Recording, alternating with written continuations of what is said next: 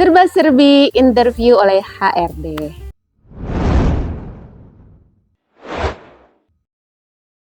Hai, Assalamualaikum warahmatullahi wabarakatuh. Welcome back to channel Lumina Indonesia. Ini saya cerita versi saya sebagai konsultan yang membantu para HRD untuk melakukan proses rekrutmen. Jadi sudah hal yang umum ya, kalau di Indonesia itu tingkat kesejahteraannya sangat rendah dan pasti orang butuh kerja itu jauh lebih tinggi. Sedangkan lowongan yang tersedia itu tidak sebanyak jumlah pengangguran yang ada. Biar teman-teman bisa pass away atau lolos dari proses CV ini. Lagi-lagi disclaimer, ini berdasarkan pengalaman saya yang CV-nya itu dibaca oleh manusia. Karena ada beberapa perusahaan yang CV-nya itu dibaca by system. Kalau by system itu CV yang masuk 10.000, kagak mungkin kan dibaca sama orang. Yang paling pertama, ketika teman-teman SMA atau SMK yang baru lulus pengen bisa ngelamar pekerjaan, apalagi kalian gak punya pengalaman, yang ada hanya kegiatan organisasi di sekolah ataupun aktivitas magang dan PKL kalian. Kira-kira gimana itu? Menyampaikan di CV-nya. Apakah kalian akan menuliskan identitas lengkapnya, terus hobinya, terus dulu aktivitasnya di sekolah? Kalau menurut saya sendiri sih, itu nggak menarik banget loh buat saya ya. Nah, nggak tahu nih buat style yang bantu rekrutmen yang lain. Karena apa? Banyaknya CV yang ada, harusnya si pelamar ini memunculkan hal ketika si rekruternya membaca itu langsung, wow, ini nih yang buat cari orangnya. Karena apa? Knowledge itu bisa diisi. Dan susah diisi itu apa? Karakter ataupun attitude. Kalau orang karakter dan attitude yang nggak baik, mau dikasih knowledge sebanyak apapun, yang pasti juga akan ambiar. Tapi kalau misalnya karakter dan attitude-nya baik sesuai dengan corporate culture atau yang diinginkan di perusahaan akan dibangun itu, ataupun perusahaan punya kriteria karakter orang atau kompetensi dasar atau skill yang paling dasar yang perlu dimiliki oleh orang tersebut ada di orang tersebut, insya Allah orang itu bisa bertumbuh dan mengikuti perkembangan atau perubahan di dalam perusahaannya.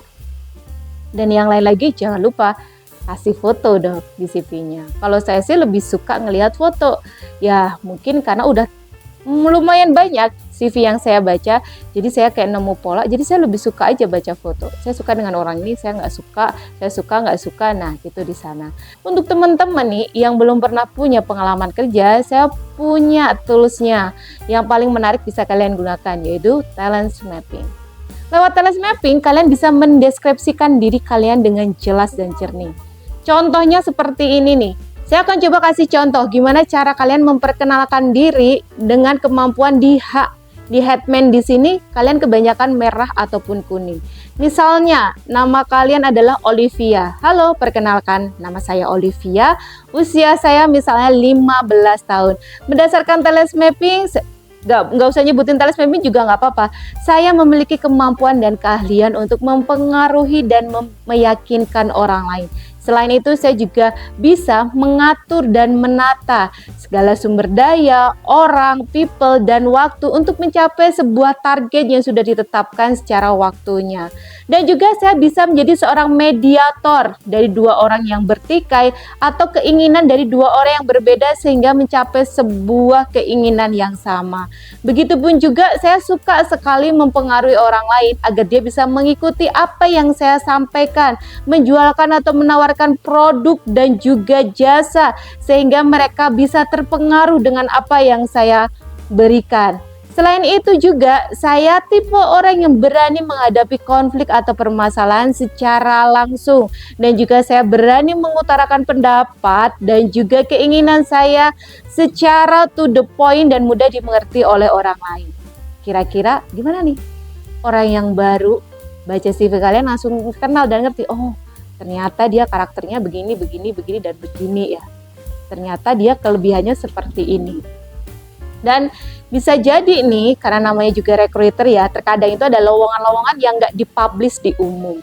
Memang ada lowongan-lowongan yang lain, bisa jadi kalian ditawarin posisi jabatan yang bukan sekarang dipublish secara umum, tapi jabatan-jabatan yang lowongan yang memang ada dimiliki oleh si recruiter tersebut. Gimana nih teman-teman semuanya yang SMA dan SMK? Kalau kalian pengen dibaca lebih detail dan pengen dibantu gimana di dalam CV-nya ini bisa introduce atau memperkenalkan diri kalian secara berbeda, kalian boleh hubungin kita di sini. Dan nanti kita akan bantu kalian gimana sih caranya mendeskripsikan diri dengan tepat. Eits, satu kali lagi, Tailors Mapping ini bukan hanya untuk kalian yang pengen kerja, tapi untuk kalian yang kuliah, kalian yang bisnis, ini toolsnya oke banget. Bisa bantu menjabarkan kalian mana sih jurusan yang paling tepat, biar kalian nggak salah jurusan dan tersesat. Sampai jumpa lagi di video yang lainnya. Jangan lupa like, komen, dan subscribe-nya. Assalamualaikum warahmatullahi wabarakatuh. Bye!